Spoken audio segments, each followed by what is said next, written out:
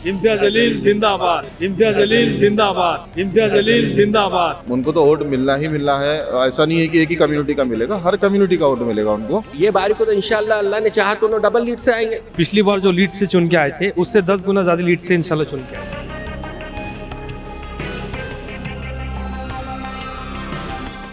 कितना फ़ायदेमंद है ये आप जैसे नौजवानों के लिए? ये तो बहुत ज़्यादा फ़ायदेमंद है। सबसे पहले उनका जो मुद्दा है ड्रग्स फ्री, उसके लिए तो बहुत अच्छी चीज़ है ये। उन्होंने जो एक शुरुआत की है, औरंगाबाद में ड्रग्स को बचाने वाला एक भी बंदा नहीं है आज। बड़े बड़े नेता, आमदार, खासदार, किसी का कोई इतना कैपेबल नहीं है कि कुछ ऐसा काम कर सके कि जिसकी वजह से थोड़ा ड्रग्स रुके और पब्लिक थोड़ा सा एंटरटेनमेंट की तरफ और ये एक्टिविटीज़ में आए, खाने पीने की तरफ, खेल कूद में आए। ये काम जो इम्तियाज जलील साहब ने किए, ये ऐसा काम औरंगाबाद की हिस्ट्री में न कभी हुआ और ना मैं समझता हूँ कि इस लेवल का ना कभी हो सकता। ये सिर्फ और सिर्फ एक ही बंदा है करने वाला, वो है इम्तियाज जलील साहब। आप लोग को ये फेस्टिवल कैसा लगता है? बिल्कुल बहुत एकदम खुश मिजाज यहाँ पे लोग फैमिलीज़ को लेकर आ रहे हैं। आज कोई ऐसा लोकेशन नहीं था कि जहाँ पे फैमिली को लेकर आए। सब बड़े बड़े औरंगाबाद के टॉप लेवल के स्टॉल्स, खाने के होटल्स वगैरह सब एक जगह, एक प्लेटफॉर्म पर है। यहाँ पे हम अच्छी फैमिलीज़ के लिए कोई एक ऐसी जगह नहीं थी, उन्होंने इसका एक इंतज़ाम किया।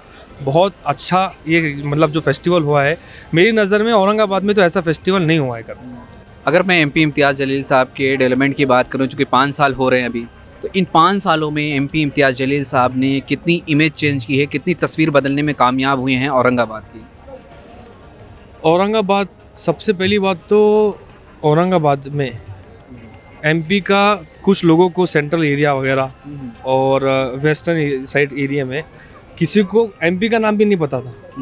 आज तो पूरे महाराष्ट्र को नहीं बल्कि पूरे हिंदुस्तान में इम्तियाज जलील साहब को जाना जाता है कि वो तो शेर मराठवाड़ा, शेर महाराष्ट्र, शेर हिंदुस्तान है। असद साहब के बाद अगर कोई है, कोई एक मुसलमान नेता, तो वो इम्तियाज जलील साहब है। कुछ ऐसा काम इम्तियाज़ जलील साहब जो अभी तक नहीं कर सके, आप लोग को लगता है, यूथ्स को लगता है कि यार इस पर थोड़ा सा फोकस करना चाहिए था? नहीं, ऐसा तो कुछ नहीं है। बस एक ही है जो उनके मकसद से ये उन्होंने फेस्टिवल लिया है, उनका जो एक वादा भी है और उसके ऊपर उन्होंने बहुत ज़्यादा कोशिश भी कर रहे हैं कि जल्द से जल्द आम खास मैदान एक बड़े स्टेडियम में बदल जाए और लोगों का फ़ायदा हो और लोग ऐसा खेलते जाए और अपनी अपनी एक्टिविटीज़, स्पोर्ट्स एक्टिविटी में ज़्यादा आए। तो अभी 2024 के इलेक्शंस आ रहा है, क्या रहेगा इस बार? पतंग कटेंगे या दोबारा आएंगे? बिन विरोध चुन के आएंगे इंशाल्लाह। मौका दे रहे हैं आप लोग? बिल्कुल, हम तो 100% दे रहे, हमारे साथ वाले सब दे रहे इंशाल्लाह। पिछली बार जो लीड से चुन के आए थे उससे 10 गुना ज़्यादा लीड से इंशाल्लाह चुन के आए। तो इस तरह के फेस्टिवल औरंगाबाद के लिए कितना अहम है? बहुत ज़्यादा ज़रूरी है एक फैमिली के लिए। अब हर होटल में जाना इतना कॉस्टली है, यहाँ पे आने के बाद जो है डाइनिंग अच्छे से हो जा रही है। ये जो स्पेस रखा है उन्होंने, ये वहाँ यहाँ वाला डाइनिंग है, बड़ा अच्छा रखा है कि क्राउड को बैठने के लिए। मोस्टली क्या रहता कि बुजुर्ग भी आते हैं साथ में और फैमिली रहती है, तो खड़े खड़े खाना है, इससे बेहतर है तो ये बैठ के डाइनिंग अच्छे से फैमिली और सारे लोग फैमिली के साथ आए। कुछ सजेशन की मैं बोल रहा हूँ कि इससे बेहतर शायद वो कर पाएंगे नेक्स्ट ईयर, उनसे है तो ऐसी उम्मीद की और ऐसे हो। साल में एक बार तो होना चाहिए, क्योंकि हमारे पास तो कुछ है नहीं कि हर साल कहीं यहाँ मेला भरेगा, जैसा कि परवनी में भरता है या फिर उसके बाद कहीं और भरता है अजमेर में वगैरह, तो यहाँ पे तो ऐसा कुछ है नहीं। तो ये बड़ा अच्छा है एक फैमिली के लिए। क्या लग रहा है नेक्स्ट ईयर कर सकते हैं या नहीं? नहीं, ये इलेक्शन कैंपेनिंग नहीं है, ये मेरे को ऐसा लगता है कि उभारी जो होती है ना इंसान के अंदर की, सब लोगों को मिलना चाहिए कुछ ना कुछ एक फैमिली को। हमारे पास 2 ही चीज़ है औरंगाबाद में अगर देखा जाए तो, एक है सिद्धार्थ गार्डन और दूसरा है प्रोजॉन मॉल। उसके अलावा कोई चीज़ है जहाँ पे इतना सारा क्राउड आ सके और इतने अच्छे से। और सबसे अच्छी बात तो ये है कि यहाँ पे कोई बोलने का मतलब कोई पुलिस की ज़रूरत नहीं है, कोई इंतज़ामिया कमेटी की ज़रूरत नहीं है। सब लोग अच्छे से आ रहे हैं, अच्छे से खा रहे हैं, जा रहे हैं, बोलने का मतलब किसी को किसी से दिक्कत नहीं। आप देखो यहाँ का बोलने का मतलब माहौल कितना अच्छा है। अभी इलेक्शन सामने हैं, क्या लग रहा है इस बार एमपी साहब को चांस दे रहे हैं आप या फिर? नहीं, बिल्कुल इतना काबिल एमपी तो मैं बोलता हूँ कि औरंगाबाद वालों के नसीबों को सल्यूट है कि इतना काबिल एमपी। आप देख लीजिए एमपीज़ के ऊपर कैसे कैसे एलिगेशंस लगते हैं। यूपी के देख लीजिए, महाराष्ट्र के देख लीजिए, इतना एजुकेटेड और आवाज़ उठाने वाला एमपी।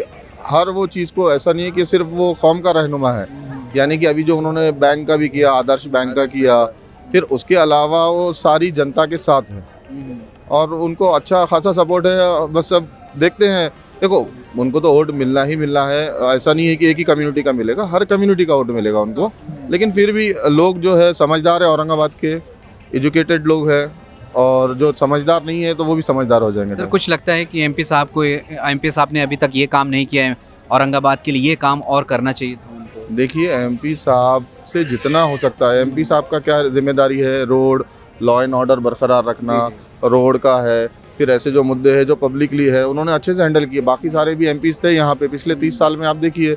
लेकिन हम क्या करते हैं, बेहतर चूज़ करते हैं। जैसे हमारे को अगर कोई चूज़ करना है तो हम क्या बोलते हैं कि बेस्ट कौन सा है। अगर ये रहेंगे तो MIDC हब जो है अभी जो उन्होंने लाया, जो प्लेन बीच में वो जो एक गोल्डन ट्रायंगल बोलते हैं उसको, उदयपुर, जयपुर, दिल्ली, ये भी जो प्लेन का था उन्होंने करवाया। इस ग्राउंड को भी स्टेडियम बनाने की प्लान कर रहे हैं ये लोग। हाँ बस अच्छी बात है ना, बहुत अच्छी बात है।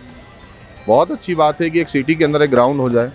ऐसा तो ग्राउंड है लेकिन प्रोफेशनली हो जाए। अभी वो देखते हैं, ये तो बड़े मुद्दे हैं और MP साहब तो बेहतर जानते हैं, मैं क्या उनके सामने बोल रहा हूँ। समझदार इंसान है, सेक्युलर इंसान है और काम करने वाला इंसान है। उनको बहुत टफ है, अकेले एक शेर अकेले दहाड़ना 10 के बीच में तो थोड़ा टफ होता है। इधर से कोई आता है, उधर से फिर भी शेर डटा होता है। तो हमारे खासदार साहब का वैसी मामला है, और लेकिन शेर हार नहीं मानता। अल्लाह के फजल करम से ये हम भी जानते हैं और सब जानते हैं, जितने भी पार्टी के लोग हैं ये सब जानते हैं कि हमारे खासदार साहब में क्या सलाहियत है और वो कैसा संसद में बोलते हैं और कैसी अपनी बात मनवाते हैं। ये तो पूरा शहर जानता है, बल्कि पूरा महाराष्ट्र जानता है।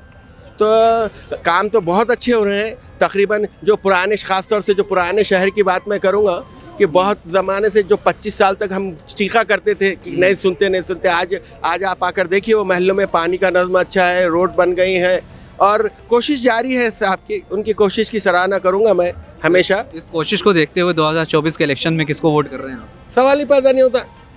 अरे भाई, पढ़ा लिखा एजुकेटेड, आप चाहेंगे क्या आपके घर में कोई जंगली आकर राज करे? आप चाहेंगे क्या आपके घर में?